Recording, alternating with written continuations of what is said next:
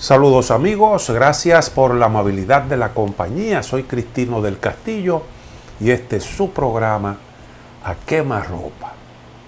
Leí en el día de ayer un trabajo interesante de un economista ruso de nombre Dmitry Migunov sobre este tema que hoy genera muchas polémicas a nivel mundial, el de las pensiones.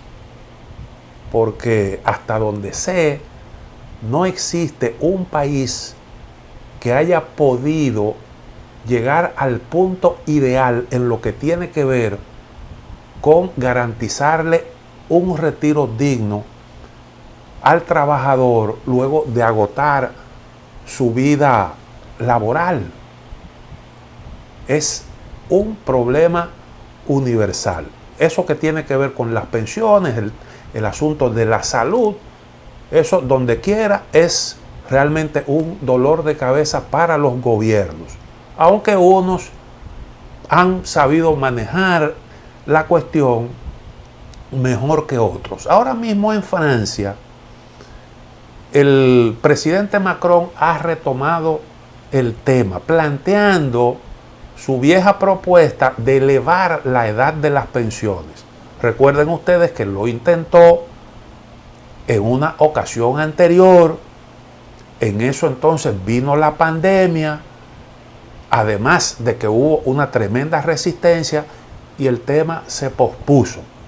Pero ahora se vuelve a plantear y la idea es llevar la edad mínima de los 62 años actuales a 63 y 3 meses para el 2027, la edad de jubilación de las personas. Entonces, posteriormente se retrasaría hasta los 64 años en el 2030. Ese es el plan. Segundo intento. Ahora se intenta en un contexto que también es difícil, después de la pandemia y con el problema que tenemos ahora en Europa y en el mundo de una alta inflación, y en el caso de Francia y casi todo el viejo continente con serios problemas energéticos. Pero bien, yo creo que, como decía, hay algunas informaciones que hay que manejar para entender bien de qué se trata. En Francia actualmente, decía, la edad de jubilación es de 62 años, probablemente la más baja de toda Europa occidental.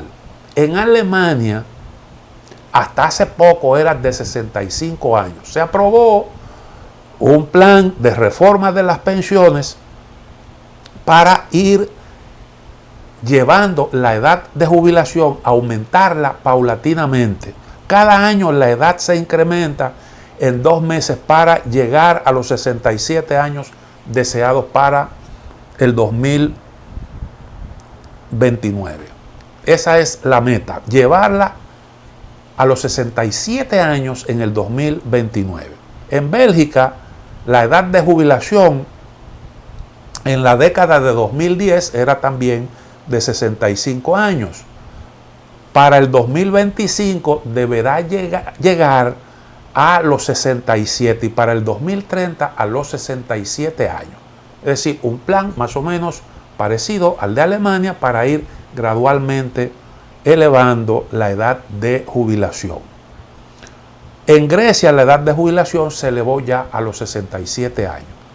Esa fue una de las condiciones que le impusieron a Grecia los acreedores en aquellos tiempos difíciles, cuando el partido Syriza, que llegó al poder en medio de una gravísima crisis, tuvo que manejar la difícil situación provocada por la crisis del año 2008, agravada por un déficit que los griegos ocultaron durante un tiempo. Se le castigó duro por eso y en ese contexto le impusieron esa decisión.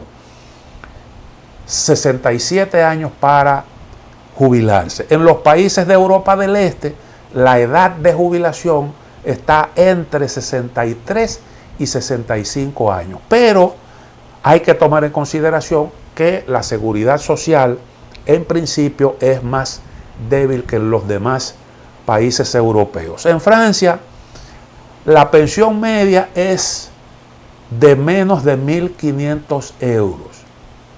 El proyecto de Macron contempla elevar la pensión a un 85% del salario mínimo. Cierto incremento como una especie de medida compensatoria. Las pensiones en Francia se cubren con fondos públicos. Allí pues está vigente el viejo sistema, el sistema de reparto. La presión tributaria es alta en Francia. Para el francés medio es del 30%. Para los que ganan más de 100.000 euros, llega a la friolera del 60%. Muy, pero muy alta. Pero aún así los recursos no alcanzan. Y entonces el déficit del sistema de pensiones llegará ya para el año, para la próxima década, a los 10.000 millones de euros. Una cantidad que lógicamente plantea la cuestión de la sostenibilidad del sistema. La situación actual no se puede sostener sin contraer deuda, pero resulta que la deuda pública en Francia alcanza el 98% del Producto Interior Bruto. Hay países europeos que tienen una carga de deuda mucho más alta. El caso, por ejemplo, de Italia, que tiene una deuda equivalente al 130% del Producto Interior Bruto, pero de todos modos 98% es realmente una proporción muy, pero muy elevada. Francia destina en la actualidad a las pensiones el 14% de su Producto Interior Bruto. Además, ocurre también otro fenómeno a tomar en consideración en el caso de este país, y es que después de los 62 años, solo la mitad de los franceses continúan trabajando. Y esto, pues lógicamente, es un problema, aunque le da más oportunidades a los jóvenes, pero para la sostenibilidad del sistema este es un asunto muy negativo. El promedio anda por el 61%. El problema más serio que confronta el sistema de pensiones es el de la demografía.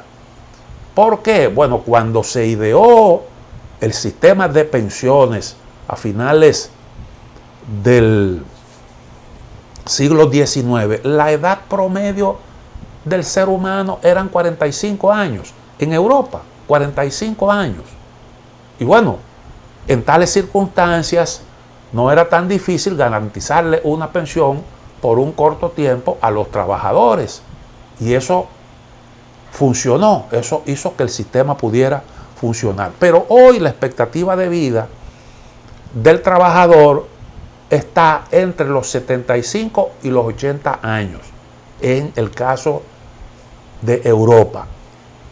Y concomitantemente con esto se da otra situación, y es que también se ha producido la disminución de la tasa de natalidad, que hoy en Europa anda entre 1.6, 1.7 niños por mujer. Y entonces esto genera el problema de que cada generación siguiente es menos que la anterior, lo que quiere decir que cada vez una menor cantidad de trabajadores tiene que sustentar un sistema en el que en términos porcentuales cada cierto tiempo va aumentando la cantidad de jubilados, y eso pues lógicamente es otro problema para la sostenibilidad del sistema. En Europa ahora mismo hay 50 pensionistas por cada 100 ocupados, pero ya para la próxima década esta proporción cambiará a 70 de cada 100. Y evidentemente que es una cifra bastante alta. Entonces, eso lo que prueba es que la demografía para esta cuestión de las pensiones, de garantizarle a la gente el retiro digno, es el problema mayor. Y nadie tiene una formulita mágica, porque lo que se ha estado haciendo en la mayoría de los países es aumentar la edad para la jubilación, pero eso lógicamente tiene que tener un límite. Ahora muchos países se han propuesto llegar, algunos ya tienen como edad mínima 67 años. No tiene gracia usted pues tener un sistema que apenas le garantice una pensión a un trabajador por un par de años. Entonces hay que revisar, ver algún tipo de fórmula que permita un abordaje realista de este problema y que al mismo tiempo pueda garantizar la sostenibilidad. Entonces, hay otro asunto que se ha estado intentando. Por ejemplo, la importación de mano de obra. Como dicen, el rejuvenecimiento de la población a través de la importación de migrantes. Pero esto tiene algunos efectos no deseados, como por ejemplo el hecho de que la productividad del trabajo se ve afectada por la calificación de la mano de obra. Porque usted está sustituyendo trabajadores que han sido bien entrenados, bien educados, por personas que llegan de países en desarrollo con unos niveles de formación muy bajitos o no tan altos. Y eso lógicamente impacta la productividad del trabajo, y la productividad del trabajo también incide en el tema de la sostenibilidad de las pensiones. Pero además esto está provocando en los países receptores de migrantes muchas discusiones, muchas aprensiones, mucha desconfianza, muchas discusiones políticas, y entonces esto se ha convertido también en un tema que debilita la cohesión social. Y en muchos países la consecuencia es el auge del movimiento de la derecha. Entonces esta no es la solución óptima, aunque muchos países no han tenido más alternativa que facilitar eso de alguna forma. La idea que se maneja en algunos países es que esto se puede hacer de una forma ordenada para atraer la mano de obra más calificada, lo cual va en detrimento de los países de origen porque es una forma de descapitalización. A eso le llaman algunos economistas la fuga inversa de capitales. Y bueno, el resultado es hasta ahora que eso se ha tornado difícil de cumplir, atraer de forma ordenada aquellos recursos humanos que cada país necesita. El caso de Japón es un ejemplo de a dónde puede conducir este problema. Recuerden ustedes, la economía japonesa era una de las más dinámicas del planeta. Se llegó en un momento determinado a especular sobre la posibilidad de que Japón pudiera superar a Estados Unidos. Y de hecho provocó muchas inquietudes la compra por parte de japoneses de activos importantes en Estados Unidos. Estados Unidos sentó a los japoneses y le leyó la cartilla y buscó una fórmula que ha sido efectiva hasta el día de hoy. Obligaron a Japón a incrementar el tipo de cambio, a revaluar su moneda para hacer menos competitivas sus exportaciones. Pero el asunto es que el tema de la demografía ha incidido en el estancamiento de la economía japonesa. Desde hace un tiempo, la economía japonesa ha estado estancada y ha tenido que ver precisamente con ese tema demográfico. Y el resultado es, reitero, además del estancamiento de la economía, un crecimiento enorme de la deuda pública, enorme, aunque los japoneses no recurren a préstamos externos, sino que financian su déficit con deuda interna. Y eso hace más manejable la carga. Pero yo creo que es un espejo en el que muchos países tendrían también que mirarse. En Alemania se estima que la proporción del gasto público destinado a pensiones aumentará del 26% actual al 44% a finales de la década de 2030. De hecho, con el tiempo, la mitad del presupuesto nacional, según estiman los expertos, se gastará en el mantenimiento de los pensionistas. El envejecimiento de la población tiene también otro efecto, y es que condiciona de alguna forma la estructura del gasto, porque induce al ahorro, y esto al mismo tiempo afecta el dinamismo de la economía y también incide en el asunto de la sostenibilidad del sistema de pensiones. O sea que el tema de la demografía es realmente un asunto bastante grueso, bastante serio.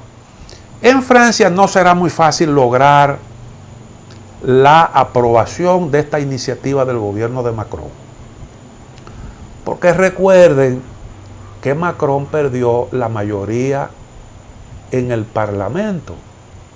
Ahora la mayoría está distribuida entre la izquierda del grupo de la coalición que encabezó Mélenchon en las elecciones pasadas y la derecha, la ultraderecha del sector de Marine Le Pen.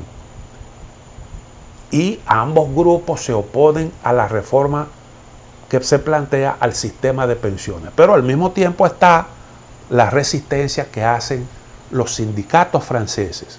Los sindicatos franceses son poderosos. Hay unas 5 organizaciones sindicales, centrales sindicales, que están más o menos bien organizadas. Los franceses, yo creo que de todo el continente europeo, son los más proclives a la protesta cuando hay políticas que no son de su agrado.